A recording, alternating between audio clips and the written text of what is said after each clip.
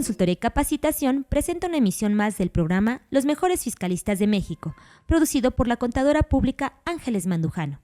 El tema en esta ocasión es Responsabilidad Penal de las Personas Morales, con la participación especial del licenciado José de Jesús Gómez Cotero, quien es abogado egresado de la Escuela Libre de Derecho con especialidad en amparo por la Universidad Panamericana. Doctor en Derecho por la Universidad Panamericana y a partir de enero de 2016, miembro del Sistema Nacional de Investigadores.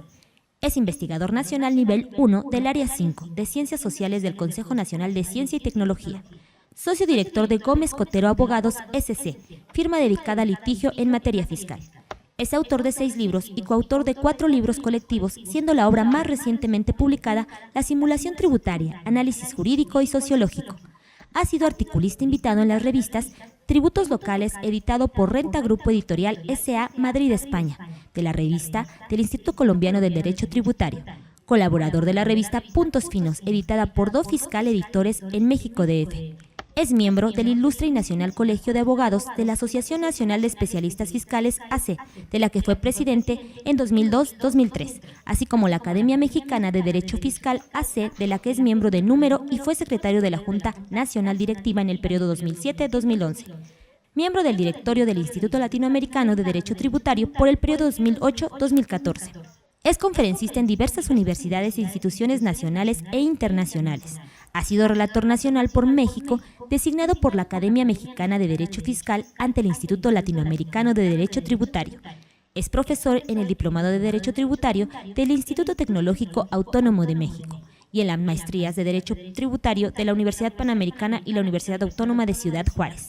En la conducción contaremos con la participación del contador público Francisco Cárdenas Guerrero. ¿Qué tal, amigos? Muy buenas tardes, bienvenidos a esta nueva etapa de los mejores fiscalistas de México. Con el gusto de siempre les saludo y saludo a nuestro invitado, José de Jesús, bienvenido. Muchas gracias por tu tiempo, por tu espacio, como siempre. Es un placer tenerte aquí con nosotros. Francisco, buenos días. Muchas gracias a ti. Y bueno, el tema que nos ocupa esta tarde es el tema de la responsabilidad penal de las personas morales. A veces nos parece ocioso pensar en que una persona moral tuviera que ver con alguna responsabilidad penal, sobre todo por el aspecto de la pena, del cumplimiento de la pena, y no desde el punto de vista patrimonial, que es el que comentamos hace un momento en relación a este tema.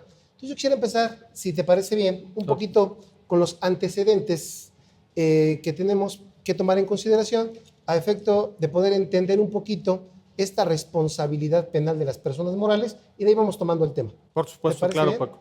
Bueno, primero habría que decir que esta es una tendencia europea, en donde ya varios países se han ido subiendo al cambio de, hacer un cambio paradigmático a que la responsabilidad penal no quede solo en la persona física, sino ahora vaya hacia la persona moral, en tanto que la persona moral tiene un patrimonio con el que puede hacer frente a las consecuencias derivadas de la comisión de algún delito. Y el origen de este cambio paradigmático deriva de un fenómeno que todos conocemos, que es el fenómeno de la globalización.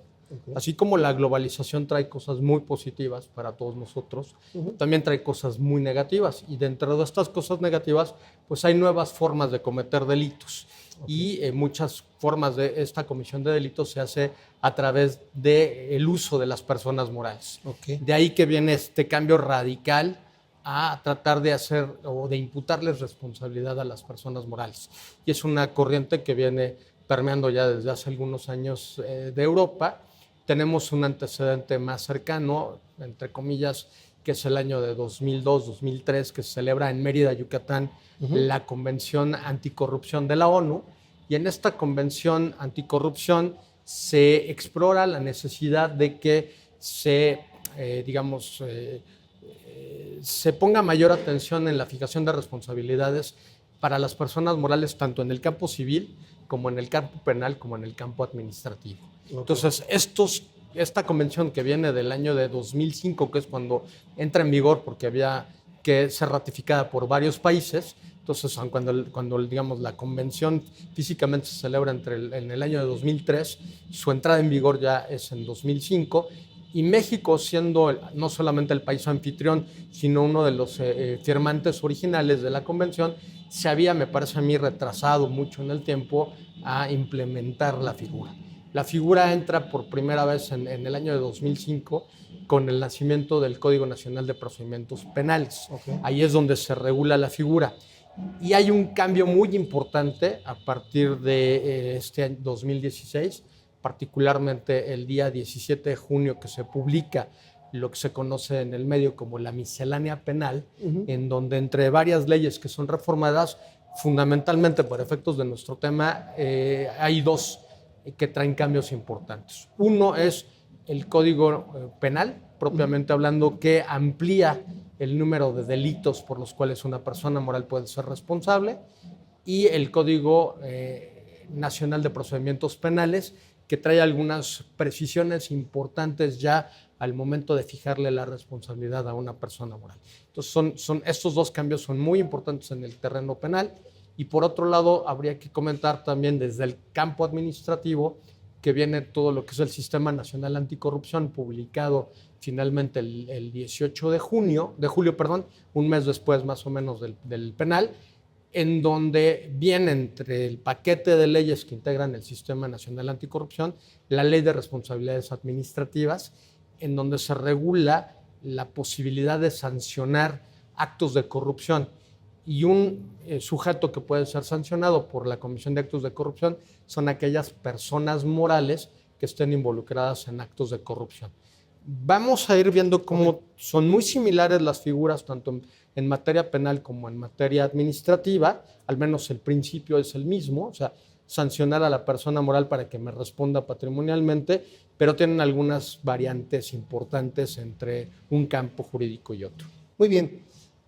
Entonces, la primera vez que se regula la responsabilidad penal de las personas morales en México es a través de este Código Nacional de Procedimientos Penales. Es correcto. No estaba establecida en el Código Penal. No. No, es el Código Nacional de Procedimientos Penales. Claro, lo que pasa es que el Código Nacional es el que debería tocarlo porque es un tema de sanciones que va dentro de un procedimiento.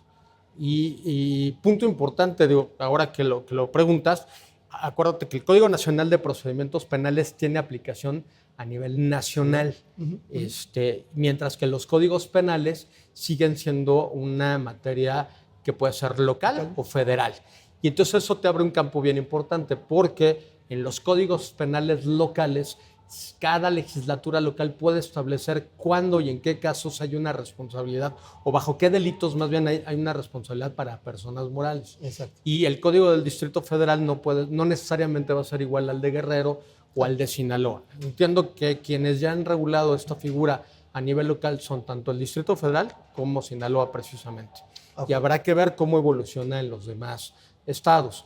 Por otro lado, en materia federal, que es lo que platicábamos, sí se regulan una serie de tipos penales específicos de delitos federales que involucran una responsabilidad para personas morales. Entonces, habría que precisarlo. Sí, es muy importante porque, por ejemplo, este Código Nacional de Procedimientos Penales también fue entrando en vigor en algunas entidades federativas de manera diferente. Claro. Y creo que lo curioso es que tenían hasta el 18 de junio, me parece, ¿no? Así es. Y se publica la reforma al Código Nacional de Procedimientos Penales el 17. Es correcto, pero eso tiene una razón que tú bien explicas, que es el 18 de junio entra a nivel nacional el sistema penal acusatorio. Exacto. Entonces, el Código Nacional de Procedimientos Penales, que regula las reglas bajo las cuales ahora va a operar el sistema penal acusatorio, evidentemente pues es bien importante y trae una serie de cambios, no solamente los temas de la responsabilidad penal de las personas morales. Esta ya estaba en 2005. Sin embargo, trae un cambio bien importante. Si quieres de una vez nos metemos ahí, que es, por ejemplo, el hecho de que si la persona moral se extingue en una extinción aparente, o la fusionas o la liquidas, la responsabilidad no se extingue, sino que la responsabilidad de alguna manera se hereda al causaviente que tenga la mayor cantidad de activos. Porque sería una solución muy práctica, es decir, liquidamos a la empresa, claro, se acabó la responsabilidad, a ver contra quién te vas. Claro. Y entonces el tema es, no, espérame, si tú haces como que se liquida o la disuelves y de repente mandas los activos a un lado y los clientes por otro lado y los inventarios por otro lado. Entonces hay que evaluar dónde se fue la mayor cantidad de activos para ver quién hereda esa responsabilidad, porque al final del día ese patrimonio es el que va a responder frente al daño que se hubiera ocasionado por el delito cometido por la persona moral. Entonces es un cambio bien importante, Claro. hoy muy discutible por el problema de la personalidad de la pena, que es un principio en materia penal. En el caso de personas físicas es muy claro, se te muere la persona física, pues se acabó. Sí, claro. Ahora sí, como es el dicho, no muerto el perro, se acabó la rabia, pero en el caso de las personas morales no.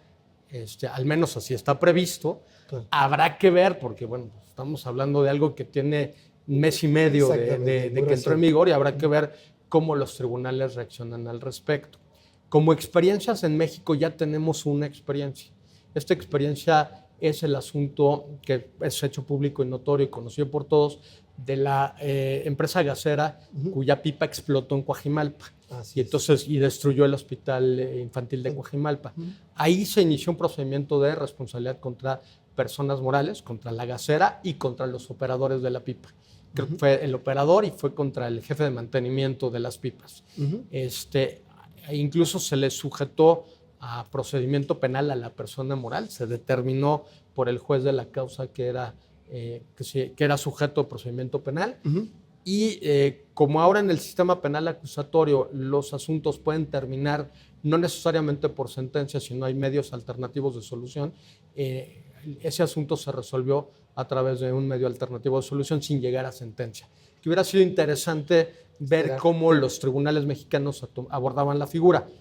Solamente se quedaron en la etapa primera, en la etapa meramente de sujeción a proceso, y no continuó. Pero de que ya tenemos un precedente, sí lo hay en México. ¿Cómo debemos entender que una persona moral pueda tener una responsabilidad penal, considerando que siempre hemos visto a la persona moral como una ficción? Correcto. ¿Cómo debemos de verla? Y ahorita entramos, si te parece bien, al tipo penal. Pero me gustaría ver contigo cómo podríamos entender que esa persona moral pueda ser responsable, porque a veces muchos de nosotros entendemos la sanción penal como nada más de privativa de libertad. Y en persona moral sería ilógico verlo así. Entonces, ¿desde qué ámbito lo tendríamos que ver? Bueno, incluso también en la persona física no necesariamente debería ser privativa de libertad. Puede ser incluso sanciones pecuniarias, en algún caso, claro. A ver, y es una pregunta interesante, y aquí, por ejemplo, hay una diferencia entre la responsabilidad administrativa y la penal. En ambas, como bien lo señalas, la persona moral por sí misma no puede actuar. Siempre va a actuar a través de sus órganos de representación, que básicamente son el Consejo de Administración, el Administrador Único, etc.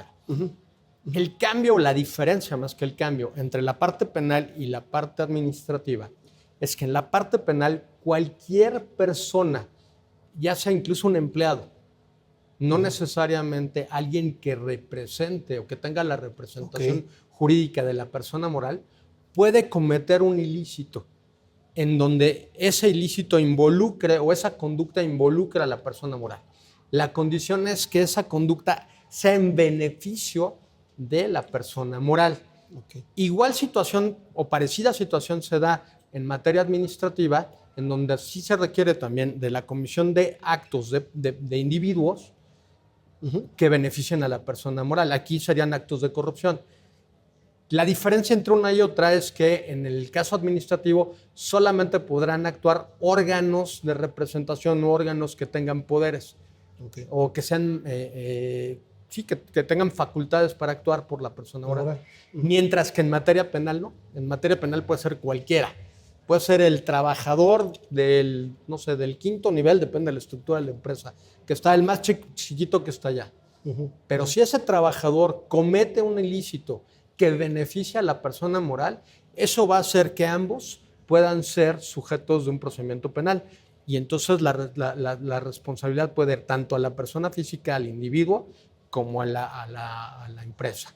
Ya el caso que platicamos ahorita de la gasera, se fueron contra el operador de la pipa, el que le estalló la válvula, así como contra la empresa gasera. Entonces, claro, aquí el punto importante es que los dos pueden ser sujetos de sanciones. Claro. Los procedimientos son independientes, o sea, no se litigan juntos, cada quien se va en su propio juicio por su propia causa. Otro punto, bueno, y aquí sí es tomado de la experiencia española. En España la figura se implementó en el año de 2010 y apenas se han dictado 2 sentencias, o sea, porque es que no es algo que tengamos mucha experiencia. Y los españoles resolvieron algo que me pareció muy interesante, que el abogado que defienda a la persona moral no puede ser el abogado de la persona física ni viceversa. O sea, tienen que ser abogados independientes, porque pudiera haber un tema de conflicto de intereses.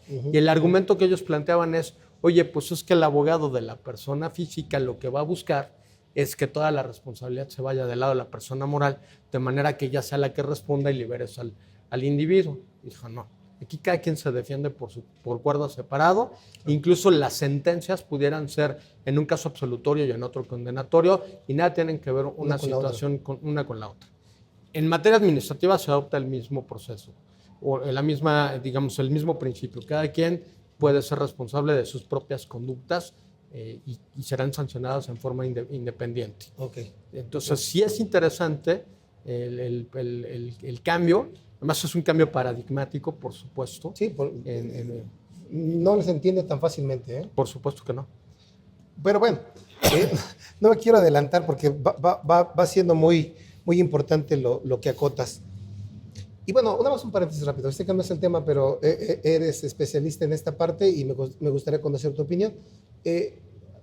¿Cómo vamos con ese sistema acusatorio en relación al llamado sistema inquisitorio? ¿Cómo lo ves? ¿Va bien? ¿Nos falta mucho? Mira, yo en lo particular yo no soy penalista.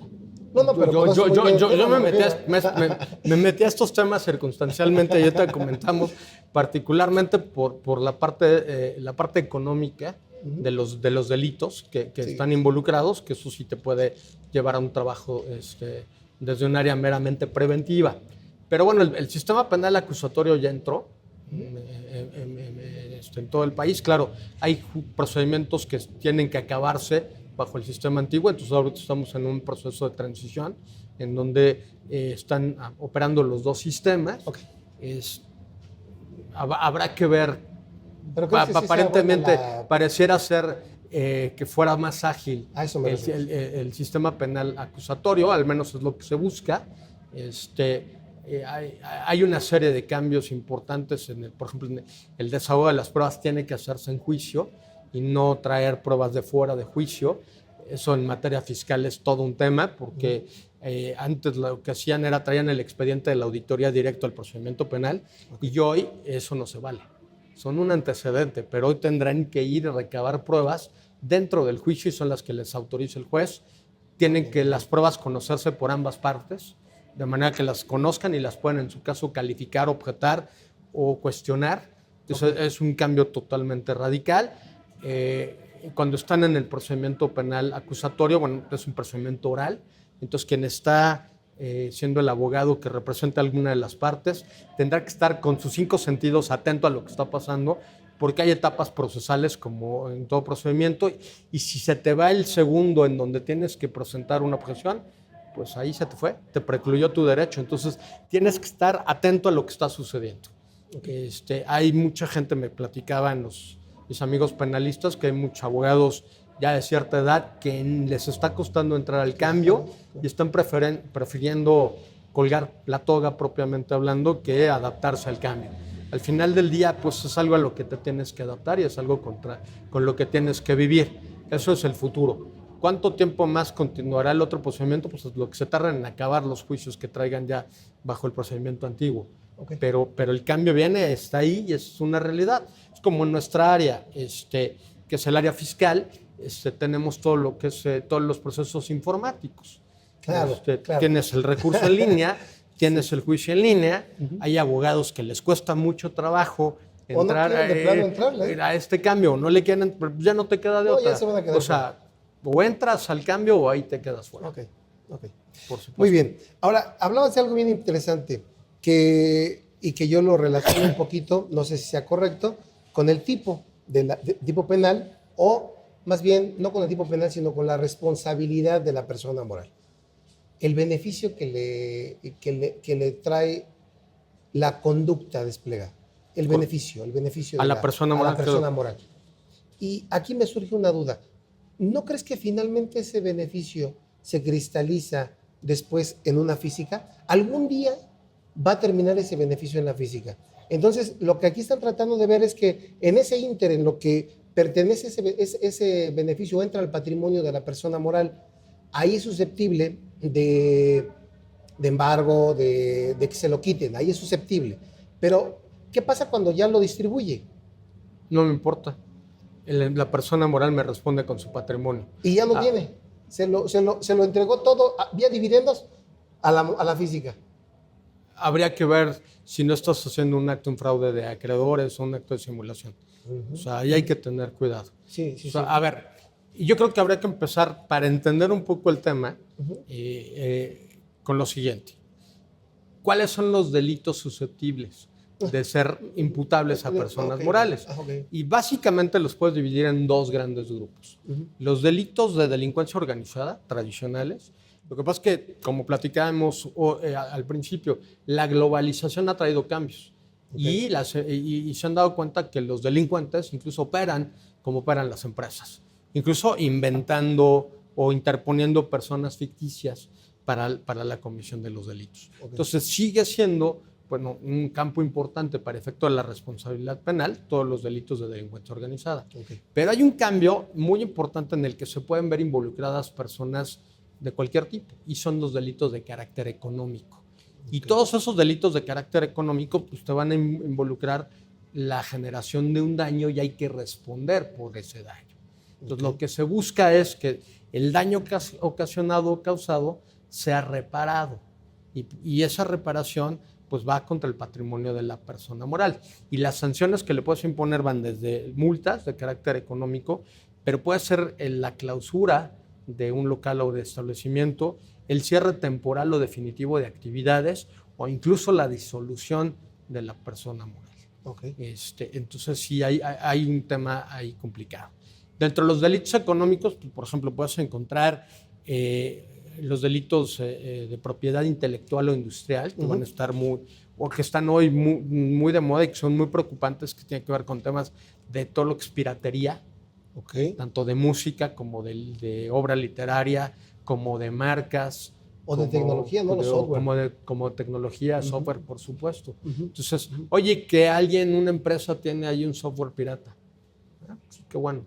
Ya no sé quién fue el cuate que se bajó el software pirata, pero la empresa que lo tiene me responde. Y entonces tendrá que enfrentar el procedimiento. Eso es un tipo de delitos. Otro, los ecológicos.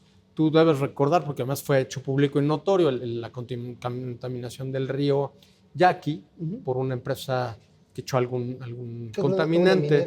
Creo que fue una minera, algo así.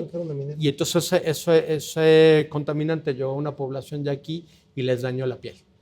La respuesta es, a ver, yo no sé quién fue el cuate que tiró los barriles de contaminante en el río, pero sí sé que esos barriles que provienen de una empresa fueron y dañaron una población. Entonces, tu empresa, respóndeme. Si podemos identificar quién fue, bueno, podré ir en una responsabilidad física contra el individuo que fue y contaminó, pero también la empresa me responde. Okay. Y entonces voy sobre ella y le genero un tema de responsabilidad.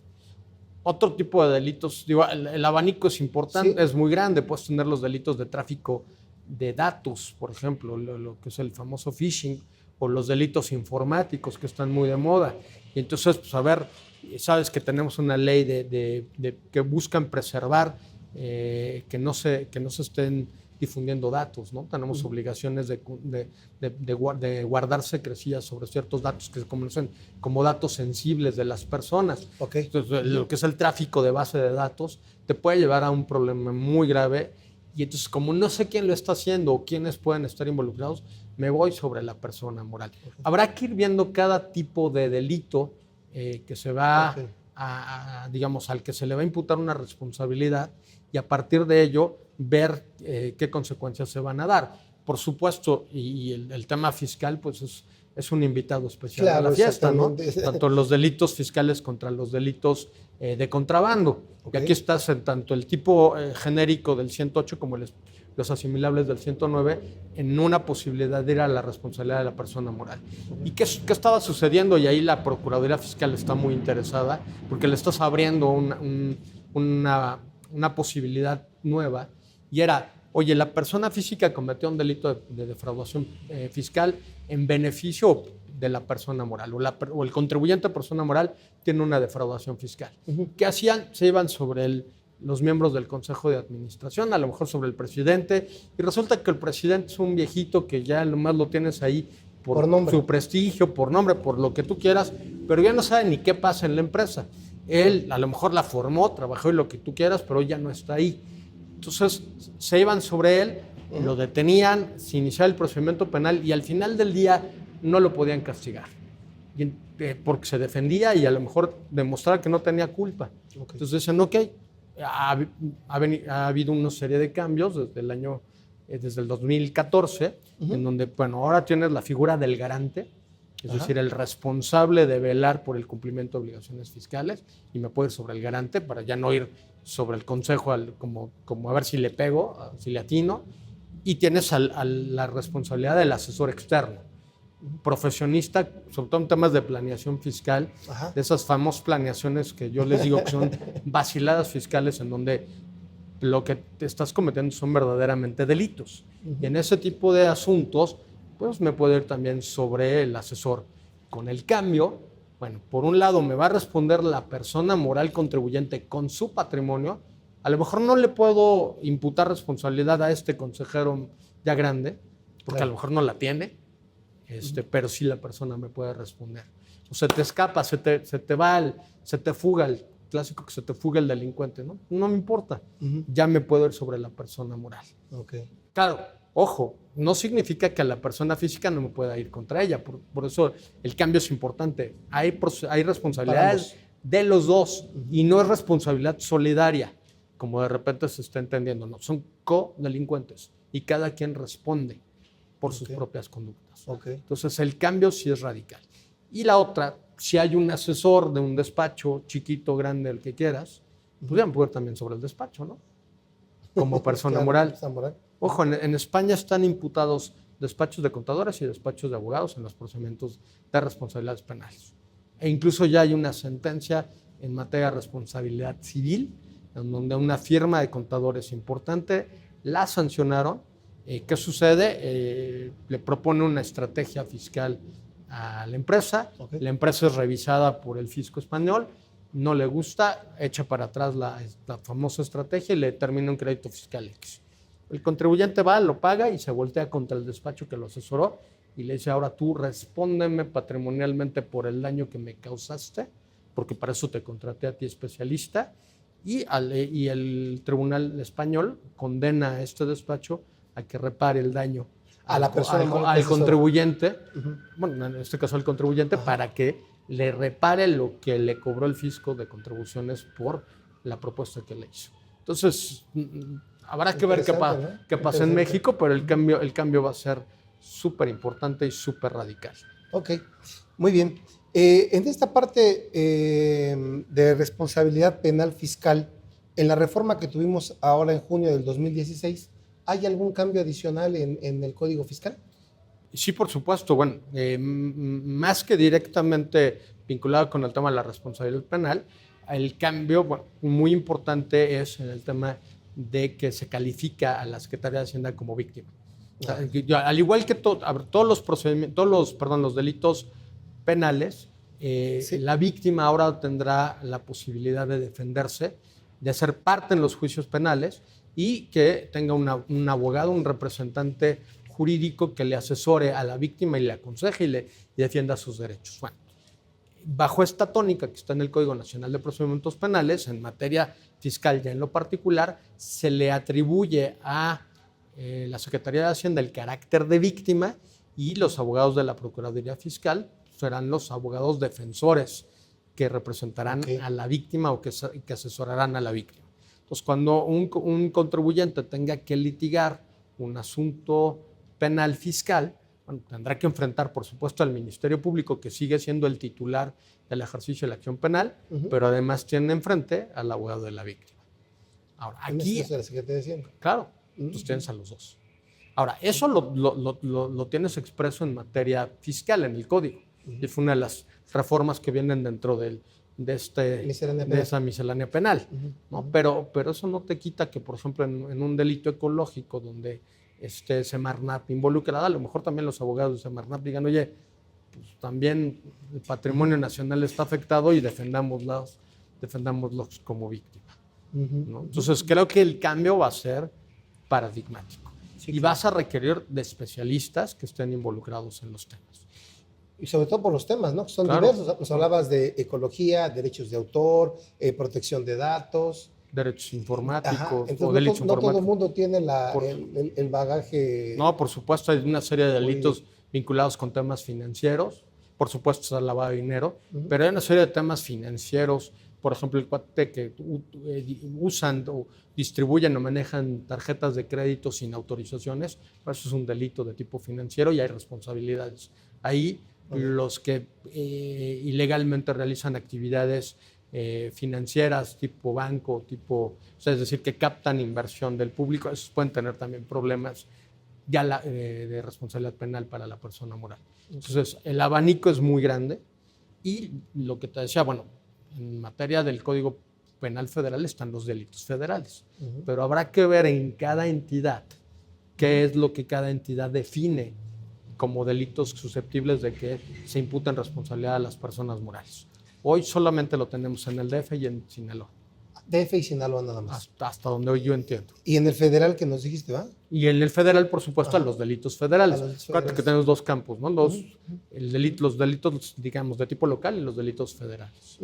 Y bueno, un punto bien importante para minimizar responsabilidades, y lo regula tanto el Código Nacional de Procedimientos Penales como, en su caso, la Ley de Responsabilidades Administrativas, con enfoques diferentes, pero al final del día es la misma figura, es la figura del compliance o reglas de cumplimiento, que sería su traducción, ¿no? El compliance o reglas de cumplimiento, ¿qué es lo que significa? Bueno, significa que la empresa va a hacer un análisis internamente de cuáles son sus riesgos, y aquí la recomendación es trabajar vinculados sobre todo con las áreas de auditoría interna, porque son las que digamos, conocen a la empresa desde adentro, no el auditor externo, ese no me sirve, ese actúa con otro enfoque. Y es selectivo y luego no ve todo. Ese ve otro tipo de cosas. Y incluso la Convención de Mérida en materia de anticorrupción te da una serie de lineamientos. Usted dice, a ver, identifícame tus riesgos. ¿Cuáles son los riesgos que deberías identificar? Los riesgos jurídicos. Es decir, ¿cuál es la normativa jurídica en donde, de acuerdo a tu actividad, y aquí sí no hay recetas de cocina, cada empresa tendrá que analizar en lo particular dónde se ve involucrada y qué tipo de riesgos puede verse involucrado?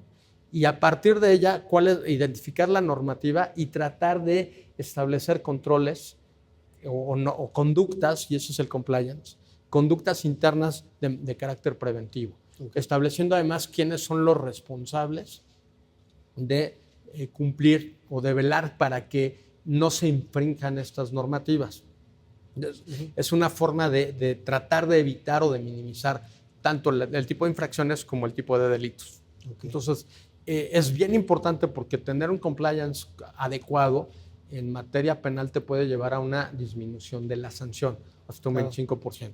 Y en materia administrativa dice que la autoridad sancionadora tendrá que tomar en cuenta al momento de imponer la sanción si tienes o no estas reglas de cumplimiento, este famoso compliance. Entonces, es un cambio paradigmático y hay que tener cuidado porque tiene que ser una regla de cumplimiento efectiva.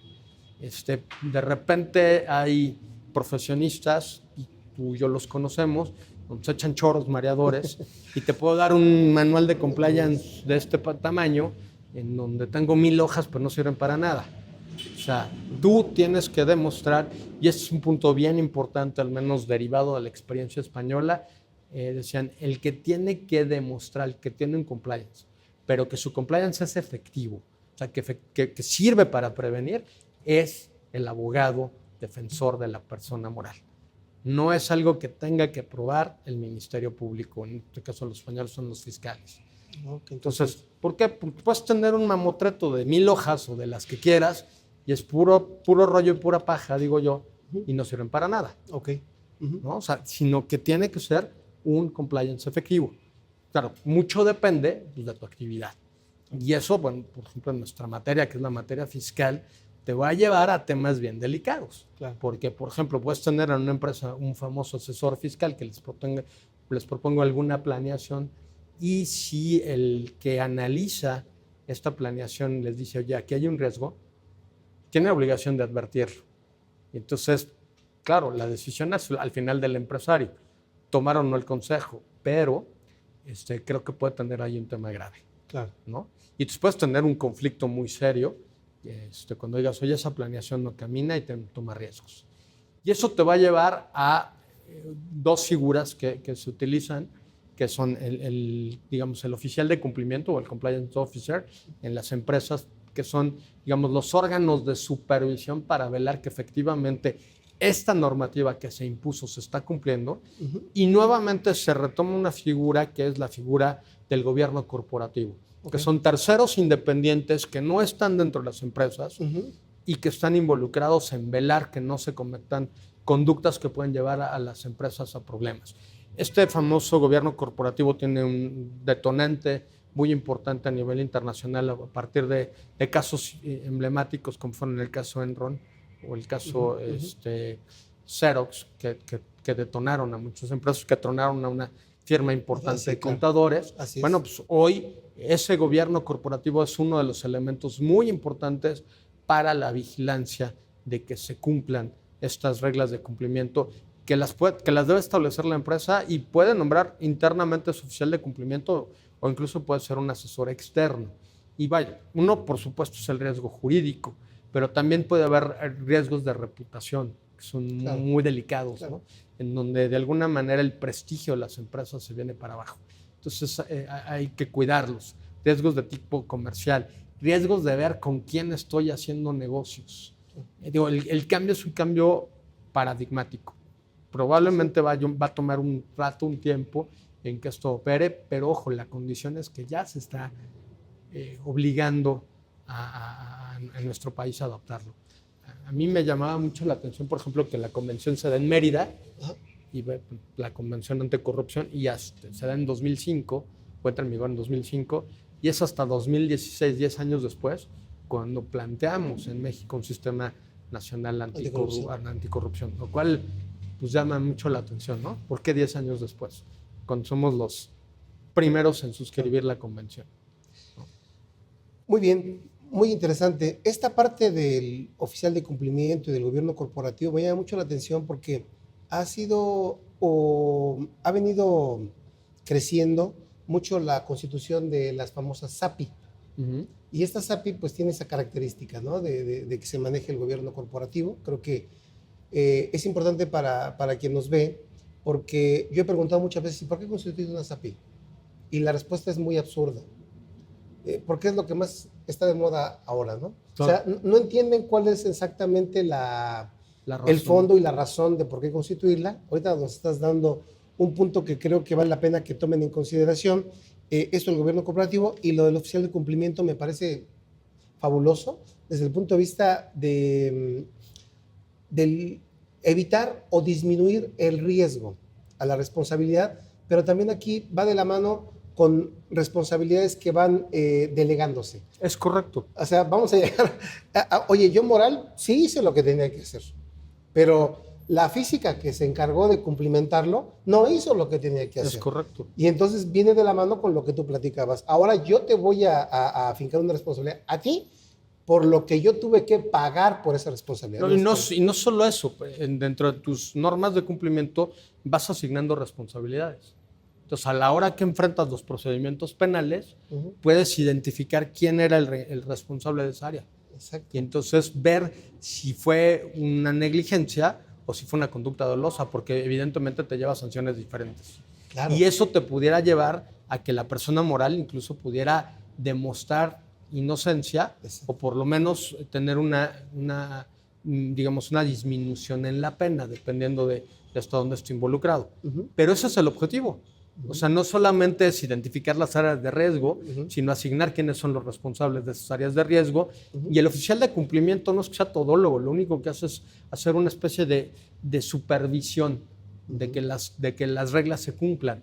En algunas empresas puede ser importante las áreas de auditoría interna, que de repente no les hacemos mucho caso, pero son fundamentales. Por eso un auditor externo no nos interesa, porque el que nos interesa es el que conoce, valga la expresión, las tripas de la empresa. Claro. Y toda una discusión que se da, bueno, suena muy llamativo el hablar de gobierno corporativo y oficial de cumplimiento, y pareciera que estamos hablando de las grandes empresas multinacionales. Y te dicen, no, también las pequeñas y medianas empresas deben atender a estas reglas. Claro, tienen por un lado dificultades, pero por otro lado tienen más facilidades porque son más chiquitas. Pero ojo, ninguna, no importa el tamaño, está exenta de tener estas reglas de cumplimiento. Entonces yo creo que hoy el cambio paradigmático es empezar a generar estas reglas de cumplimiento en cada empresa para ser preventivos en la comisión de los delitos. Exactamente. A mí me llama la atención lo que me comentas, ok, vamos a constituir una SAPI porque están de moda. ¿Y quién te dijo que eso era lo que tenías que constituir o lo que tú necesitabas? Bueno, pues es que ya no estés metiéndote en la moda. Ten asesores serios. Exacto. Analiza tu situación y tus características particulares. Así es. Y a partir de eso, estructúrate. Y estructúrate para efecto de cumplir. Ojo, y en el tema fiscal el punto es bien sensible, porque a la gente le cuesta mucho trabajo pagar impuestos. Claro. Y entre seriamente y no seriamente, porque hay de las dos, buscan no pagar impuestos. Claro, tienes la diferencia entre lo que es una conducta de elusión y lo que es una conducta de evasión.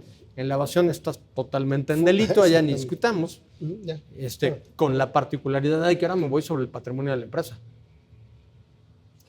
Y si me decías, oye, le saqué la lana y se la mandé a los socios, habrá que ver si no hay un tema ahí de simulaciones, o habrá otro tipo de situaciones en donde, a ver, espérame, pueden responderle los dos.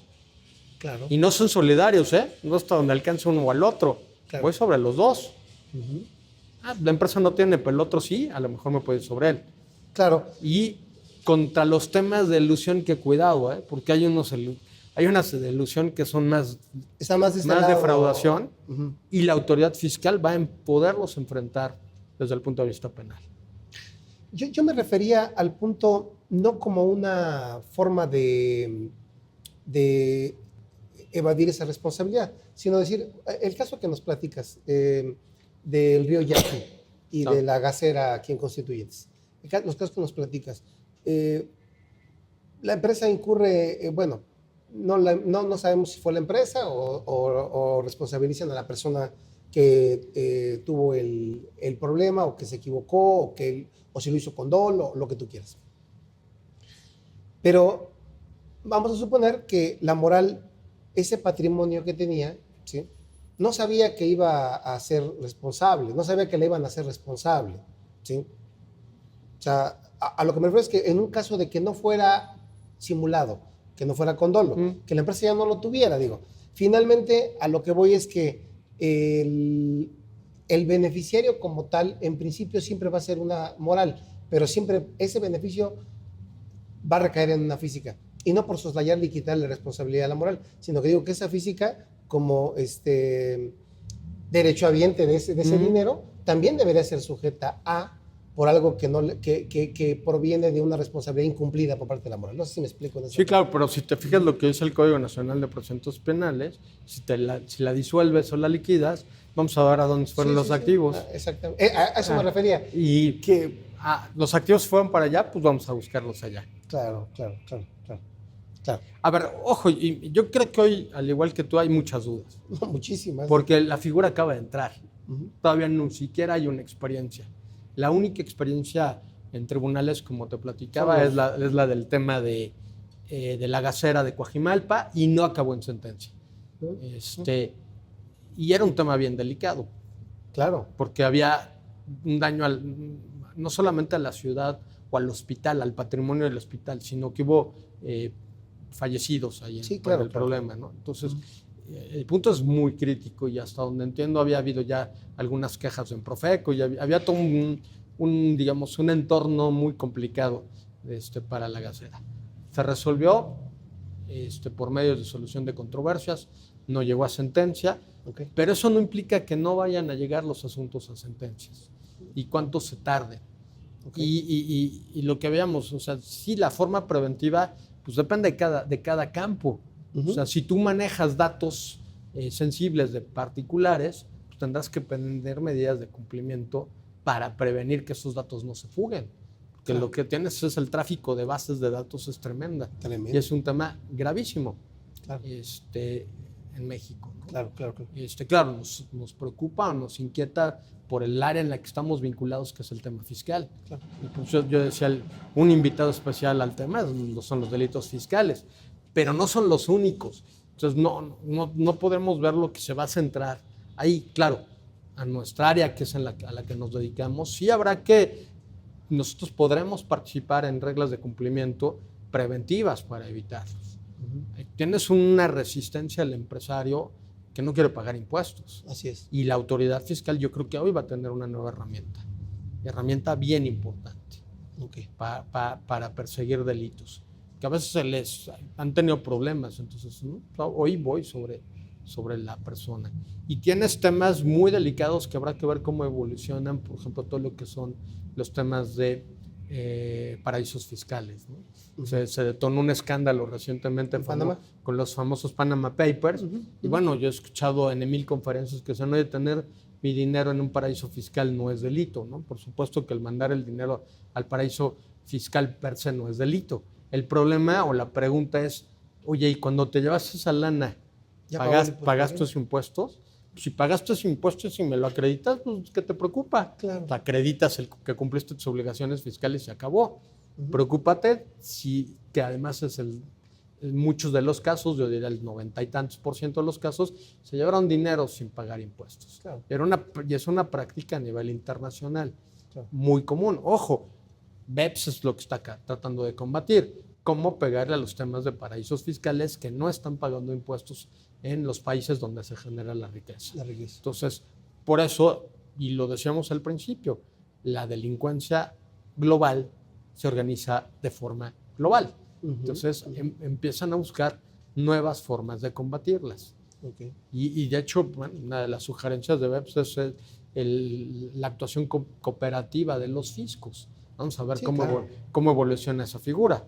Porque la pregunta es, normalmente la materia tributaria es una materia de carácter local, de carácter territorial. Entonces, ¿cómo haces que los efectos de un tema fiscal pasen más allá de tus fronteras? Y eso es todo un debate que hoy se tiene por la gente que estudia temas de globalización. Pero alguna solución quieren encontrar porque se están dando cuenta que no se está pagando en los países donde la riqueza se está generando. Entonces eso lleva a problemas delicados, ¿no? Claro.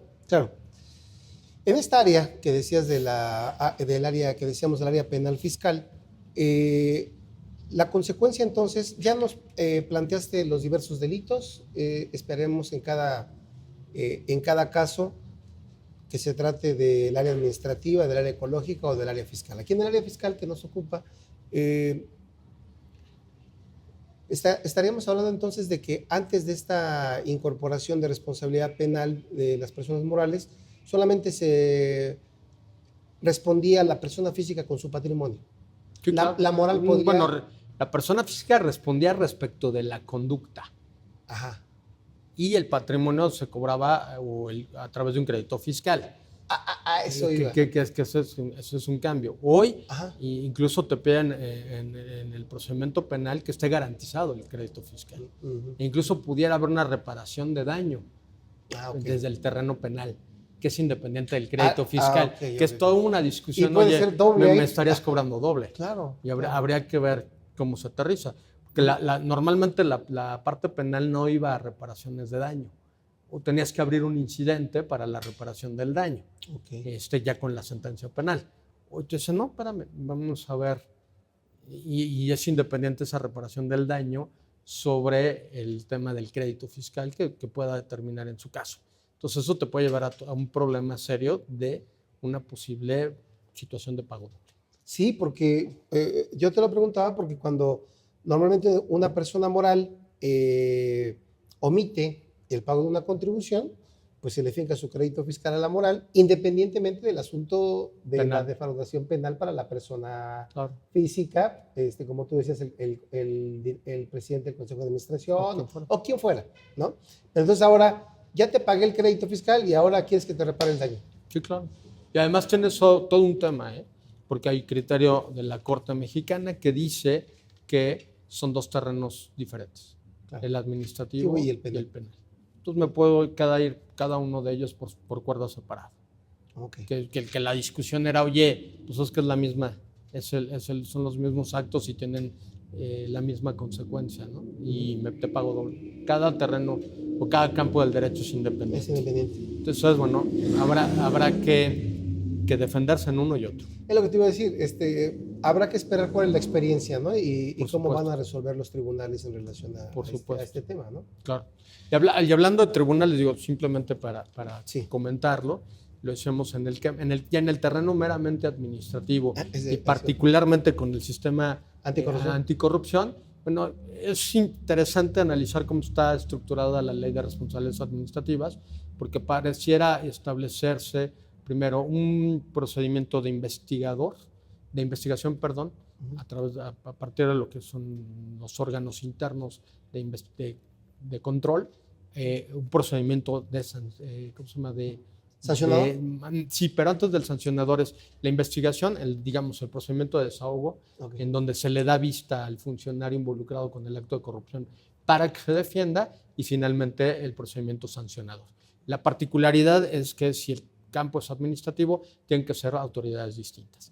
Y en el caso de particulares, aquí el punto muy crítico es que cuando intervengan particulares, la sanción, o sea, en la tercera etapa, que es la etapa sancionadora, será a cargo del Tribunal Federal de Justicia Fiscal. Bueno, Tribunal Administrativo ahora, ya no es fiscal, entonces Tribunal Federal Administrativo, porque le ampliaron una competencia para ahora sancionar los actos de corrupción de lo que se conoce como faltas graves y los actos donde están involucrados particulares. ¿Para sancionar? Para sancionar a los particulares. Entonces se va a desahogar las dos primeras etapas, digamos, la etapa de investigación y la etapa de instrucción del proceso ante la autoridad administrativa.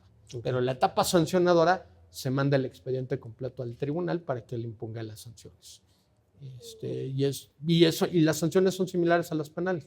Pueden ir desde sanciones económicas, puede ser la suspensión de actividades de un local o de las actividades de toda la empresa de manera temporal, o incluso la disolución de la empresa.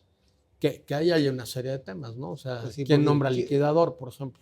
¿Y el liquidador le va a responder a quién? ¿A los accionistas y al tribunal? ¿O qué pasa? O sea, hay toda una serie de dudas que habrá que o cómo me defiendo, ver cómo evoluciona. Sanción, claro, ¿no? Al final la otra duda es, bueno, ok, el tribunal actúa como órgano sancionador. Ojo, me parece a mí que no está actuando como tribunal, o sea, dentro de su fase jurisdiccional, sino es solamente una autoridad administrativa que digamos, resuelve la última etapa, la sancionadora. ¿Y qué pasa si yo no estoy de acuerdo con esa sanción? ¿Cómo me defiendo? ¿Me voy a otra sala y entonces inicio juicio de nulidad contra ese acto? ¿O me voy al amparo? ¿O voy a sala superior? ¿O qué sucede? O sea, ahí hay todo un tema. Sí. Muy bien. Hay otra partecita aquí de este tema que quiero ya nada más terminar por acotar. Nos explicaste ya los delitos y más que nada el tema va relacionado con el patrimonio de la moral, va relacionado con todo lo que hemos hablado, pero hablabas de varias consecuencias, desde sanciones económicas, hablabas para llegar finalmente a la disolución. En este orden de ideas, ¿nos podrías repetir otra vez esas consecuencias? Bueno, la sanción que se le puede imponer a una persona moral, hay varios tipos de sanciones que obviamente se aterrizan en la sentencia y pueden ir desde multas, que serían sanciones de carácter económico, puede ser la suspensión de actividades, que puede ser una suspensión a un local si se encontrara que en un determinado local o establecimiento de la empresa es donde se están cometiendo los ilícitos y no en todos. Bueno, a ese local lo clausuras, lo cierras. Okay. Puede ser de todas las actividades de toda la empresa, o puedes llegar incluso al extremo de pedir la disolución de la empresa. Son básicamente esas 4. Sí, yo estaba pensando que había otra más, pero más o menos. Probablemente sí, no. Sí, pero no digo, pero recuerdo. de las que comentaste tú, esas son las Pero son las más relevantes. Me faltaba la suspensión. Claro. Por eso era la pregunta de la suspensión. Muy bien, pues dentro de todo esto, ¿alguna otra cuestión que no te haya platicado, que no te haya preguntado, que quieras comentarnos para cerrar la entrevista? Mira, yo creo que hay un cambio paradigmático. Y esto va a implicar una nueva cultura de tanto los empresarios como de los profesionistas que estamos involucrados con los empresarios. O sea, tendrás que buscar una nueva relación, ya no tan permisiva, ya no tan de apapacho al cliente, sino donde también cubras ni que él incurra en conductas de responsabilidad, ya sea administrativas o ya sea penales, y por supuesto tú tampoco involucrarte en ellas, ¿no? Claro. Entonces es un cambio radical. Claro. Es una figura que empieza, habrá que ver como toda figura cómo evoluciona y cómo se va aprendiendo de ella. Te platicaba de los españoles, ellos empezaron en 2010 y sus primeras sentencias son del año pasado. O sea, pasaron 5 años para que saliera la primera sentencia, que además es una sentencia muy interesante porque, bueno, marca la pauta de por dónde van a ir interpretando las cosas los tribunales. Hay algunas partes de la sentencia donde se resuelve mayoritariamente, pero con una minoría de 1 o 2 votos, lo cual te explica lo complejo de los temas. Claro. O sea, donde no están totalmente aterrizados. Entonces habrá que ver qué pasa cuando llegan a nuestros tribunales y cómo nuestros tribunales reaccionan ante los temas. Y por supuesto va en el marco del sistema penal acusatorio, claro, que también trae todo un cambio radical en la forma de ver los procedimientos, y habrá que adaptarse al cambio. O sea, yo creo que la primera recomendación fundamental es hay que adaptarse al cambio, y para adaptarse al cambio hay que ponerse a estudiar. O sea, no hay de otra. O sea, si no te preparas y te quieres quedar en el tiempo, te vas a quedar obsoleto, ¿no? Entonces hay que adaptarse a los cambios. Pues yo te aseguro que mucha gente que nos está escuchando no había reparado en la modificación. Por eso yo me quedo con 3 cosas. Me quedo con la explicación que nos diste en principio de los antecedentes para buscarle un poquito, las reformas relacionadas a esos antecedentes, y me quedo con algo que creo que todos deberíamos de quedarnos, con la parte preventiva. Por supuesto. Porque no me gustaría entrar en la parte correctiva. Claro, por supuesto. Yo creo que es en la parte preventiva donde hay un cambio. O sea, las empresas tienen que tener una nueva cultura y los profesionistas tienen que tener una nueva cultura preventiva. Sí, por supuesto. Ya cuando estés con el problema enfrente, bueno, pues ya verás qué haces. Ya será otra cosa, pero si lo previenes es mucho mejor. Por supuesto. Bueno, pues se nos fue el tiempo. Yo quisiera agradecerte esta charla. Muchísimas gracias, tan amena como siempre. Y quisiera, a nombre de GBA, entregarte un pequeño reconocimiento que a la letra dice, me voy a permitir leerlo: GBA Consultoría de Capacitación otorga el presente reconocimiento al haber participado en el programa Los Mejores Fiscalistas de México al licenciado José de Jesús Gómez Cotero por su destacada trayectoria profesional aplicada al ejercicio de la consultoría fiscal en México, Ciudad de México, agosto 2016. Pues muchísimas gracias. Muchas gracias. Y en buena hora, y gracias por acompañarnos. Ángeles y Andrés, muchas gracias. Muchas gracias. Hasta la próxima, señores, con un programa más de Los Mejores Fiscalistas. Muchas gracias.